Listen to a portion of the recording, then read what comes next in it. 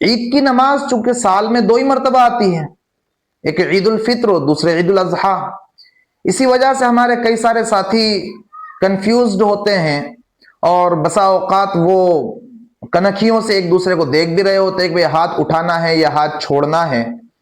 تو ہم عید کی نماز کا طریقہ سیکھتے ہیں۔ یاد رکھیے عید کی نماز واجب ہوتی ہے۔ نیت کے الفاظ اس طرح سے آپ بول سکتے ہیں، زبان سے بولنا کوئی ضروری نہیں ہے، دل میں نیت کر لیں گے تو بھی کافی ہے، لیکن اگر بولنا ہے تو اس طرح بول سکتے ہیں، میں نیت کرتا ہوں 2 رکعت نماز عید الفطر واجب مع زائد 6 تکبیروں کے واسطے اللہ تعالیٰ کے رخ میرا کعبہ شریف کی طرف، پیچھے اس امام کے اللہ اکبر کہہ کر ہاتھ باندھنے ہوتے ہیں شروع میں۔ امام صاحب بھی ثنا پڑھیں گے اور آپ کو بھی ثنا پڑھنا ہے نا، سبحانک اللہم مکمل ہو جائے گی۔ اب اس کے بعد جو زائد تکبیرات ہیں وہ کہی جائیں گے۔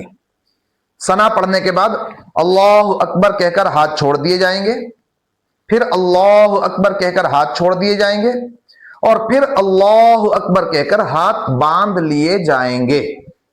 اب ہمیں خاموش کھڑے رہنا ہے۔ امام صاحب اعوذ باللہ پڑھیں گے، بسم اللہ پڑھیں گے، سورہ فاتحہ پڑھیں گے، سورت پڑھیں گے، پھر رکوع سجدے جیسا کہ عام نمازوں میں ہوتے ہیں اسی طرح سے رکوع سجدے ہو جائیں گے، اور پھر دوسری رکعت کے لیے کھڑے ہو جائیں گے۔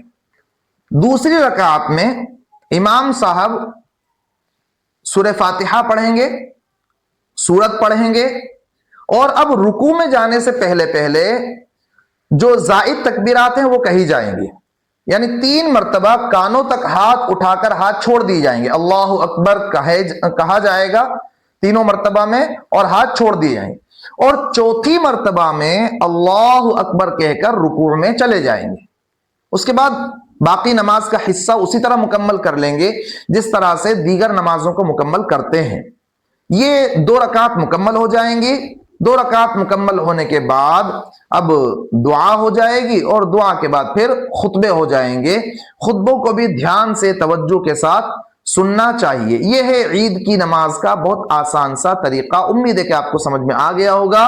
آپ بھی یاد رکھیں، اپنے دوستوں کو بھی شیئر کریں تاکہ آپ کو بھی اس کا ثواب مل سکے۔